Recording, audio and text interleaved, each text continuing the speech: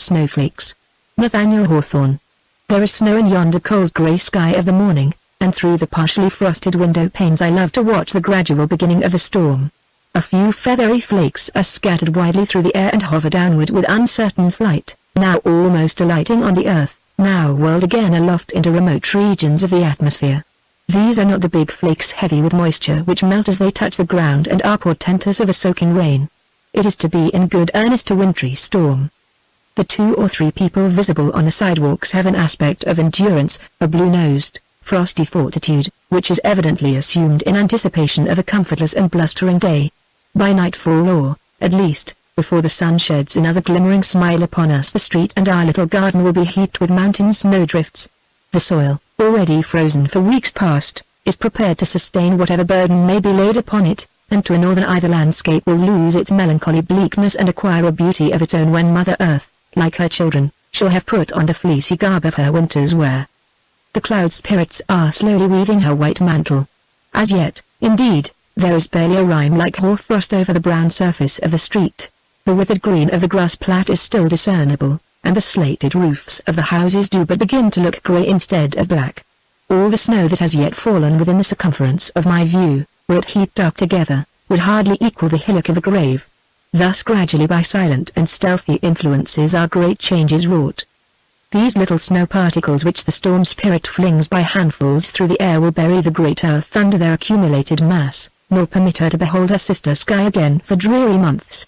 We likewise shall lose sight of our mother's familiar visage, and must content ourselves with looking heavenward the oftener. Now, leaving the storm to do his appointed office, let us sit down, pen in hand, by our fireside. Gloomy as it may seem, there is an influence productive of cheerfulness and favorable to imaginative thought in the atmosphere of a snowy day. The native of a southern clime may woo the muse beneath the heavy shade of summer foliage reclining on banks of turf, while the sound of singing birds and warbling rivulets chimes in with the music of his soul. In our brief summer I do not think, but only exist in the vague enjoyment of a dream.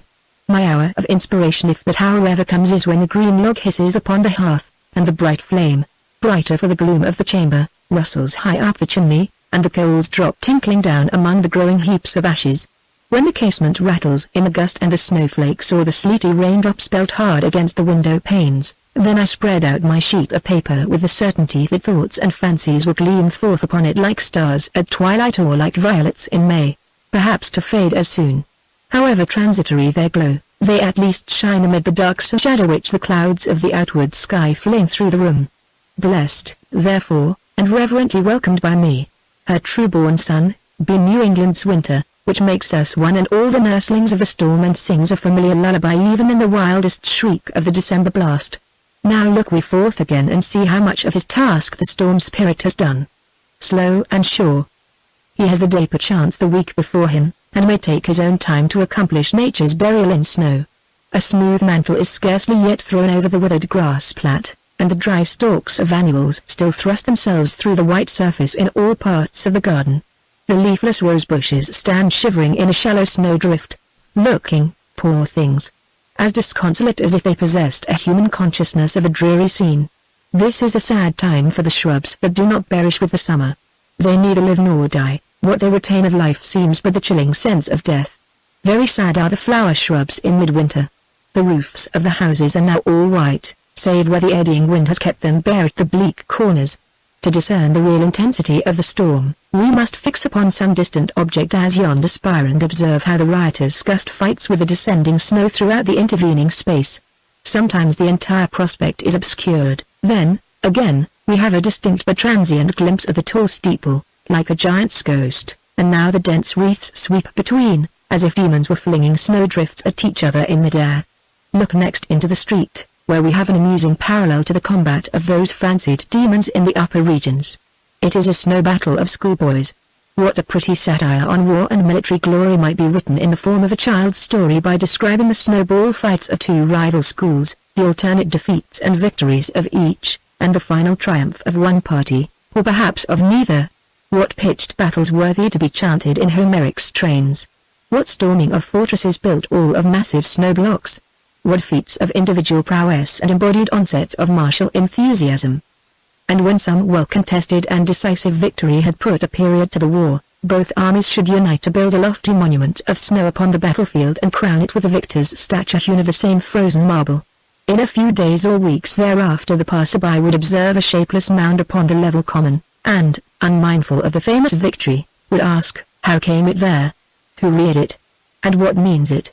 The shattered pedestal of many a battle monument has provoked these questions when none could answer. Turn we again to the fireside and sit musing there, lending our ears to the wind till perhaps it shall seem like an articulate voice and dictate wild and airy matter for the pen. But it might inspire me to sketch out the personification of a New England winter.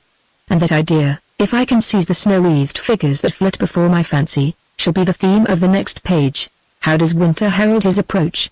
By the shrieking blast of latter autumn, which is nature's cry of lamentation as the destroyer rushes among the shivering groves where she has lingered and scatters the sere leaves upon the tempest. When that cry is heard, the people wrap themselves in cloaks and shake their heads disconsolately, saying, winter is at hand. Then the axe of the woodcutter echoes sharp and diligently in the forest, then the coal merchants rejoice because each shriek of nature in her agony adds something to the price of coal per ton, then the peat smoke spreads its aromatic fragrance through the atmosphere.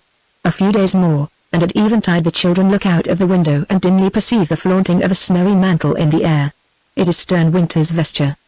They crowd around the hearth and cling to their mother's gown or press between their father's knees, affrighted by the hollow roaring voice that bellows adown the wide flue of the chimney. It is the voice of winter, and when parents and children hear it, they shudder and exclaim, winter is come. Cold winter has begun his reign already. Now throughout New England each hearth becomes an altar sending up the smoke of a continued sacrifice to the immitigable deity who tyrannizes over forest, countryside and town. Wrapped in his white mantle, his staff a huge icicle, his beard and hair a wind-tossed snowdrift, he travels over the land in the midst of the northern blast, and woe to the homeless wanderer whom he finds upon his path. There he lies stark and stiff, a human shape of ice, on the spot where winter overtook him. On strides the tyrant over the rushing rivers and broad lakes, which turn to rock beneath his footsteps. His dreary empire is established, all around stretches the desolation of the pole. Yet not ungrateful be his New England children, for winter is our sire, though a stern and rough one, not ungrateful even for the severities which have nourished our unyielding strength of character. And let us thank him, too, for the sleigh rides cheered by the music of merry bells, for the crackling and rustling hearth when the ruddy firelight gleams on hardy manhood and the blooming cheek of woman, for all the home enjoyments and the kindred virtues which flourish in the frozen soil. Not that we grieve when, after some 7 months of storm and bitter frost, spring, in the guise of a flower-crowned virgin, is seen driving away the hoary despot, pelting him with violets by the handful and strewing green grass on the path behind him. Often ere he will give up his empire old winter rushes fiercely back and hurls a snowdrift at the shrinking form of spring, yet step by step he is compelled to retreat northward, and spends the summer month within the Arctic Circle. Such fantasies, intermixed among graver toils of mind, have made the winter's day pass pleasantly.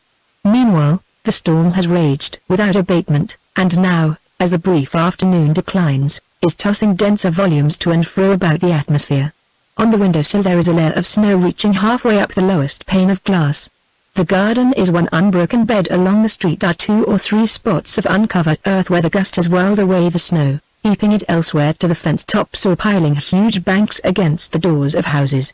A solitary passenger is seen, now striding mid-leg deep across a drift, now scudding over the bare ground, while his cloak is swollen with the wind.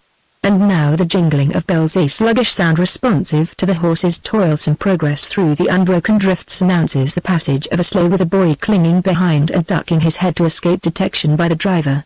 Next comes a sledge laden with wood for some unthrifty housekeeper whom winter has surprised at a cold hearth. But what dismal equipage now struggles along the uneven street? A sable hearse bestrewn with snow is bearing a dead man through the storm to his frozen bed. Oh, how dreary is a burial in winter, when the bosom of Mother Earth has no warmth for her poor child. Evening, the early eve of December, begins to spread its deepening veil over the comfortless scene. The firelight gradually brightens and throws my flickering shadow upon the walls and ceiling of the chamber, but still the storm rages and rattles against the windows. Alas! I shiver and think it time to be disconsolate, but, taking a farewell glance at dead nature in her shroud, I perceive a flock of snowbirds skimming lightsomely through the tempest and flitting from drift to drift as sportively as swallows in the delightful prime of summer. Whence come they? Where do they build their nests and seek their food? Why, having airy wings, Do they not follow summer around the earth, instead of making themselves the playmates of the storm and fluttering on the dreary verge of the winter's eve? I know not whence they come, nor why, yet my spirit has been cheered by that wandering flock of snowbirds,